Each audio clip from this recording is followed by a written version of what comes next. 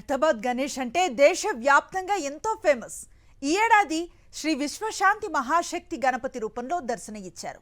69 అడుగుల ఎత్తు, 28 అడుగుల వెడల్పుతో ఏర్పాటు చేసిన బడా గణపతిని లక్షలాది మంది భక్తులు దర్శించుకున్నారు.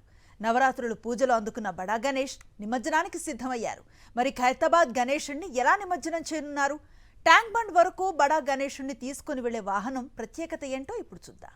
బడా గణేశుడి నిమజ్జనం కోసం విజయవాడ నుండి భారీ టస్కర్ వచ్చింది.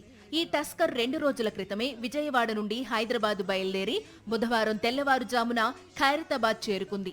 నిమజ్జన ఏర్పాట్లలో భాగంగా బడా వినాయకుడి ఎదుట టస్కర్ ని నిలిపి వెల్డింగ్ పనులు మొదలు పెట్టారు. ఈ టస్కర్ 100 టన్నుల బరువును కూడా సులువుగా మోయగలదు.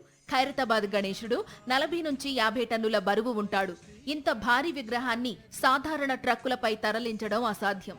అందుకే బడా గణపతి నిమజ్జనం కోసం 100 టన్నుల బరువును మోయగల టస్కర్ ను రప్పించారు. దీని పొడవు 75 అడుగులు, వెడల్పు 11 అడుగులు. దీనికి 26 చక్రాలు ఉన్నాయి. నేను 4 టైమ్స్ రావటం, మా ట్రాన్స్పోర్ట్ నుంచి రావడం 16 నుంచి మా ట్రాన్స్పోర్ట్ నుంచి వెహికల్ వస్తుంది. నేను మాత్రం 4 టైమ్స్ రావడం. పొడవు వచ్చేసి 70 ఫీట్ పొడవు ఉంటుంది, వెడల్పు 12 ఫీట్ వెడల్పు ఉంటుందండి. 100 టన్నుల కెపాసిటీ అమ్మ. బడా వినాయకుడి నిమజ్జనం కోసం వినియోగించే క్రేన్ కూడా చాలా ప్రత్యేకమైనది.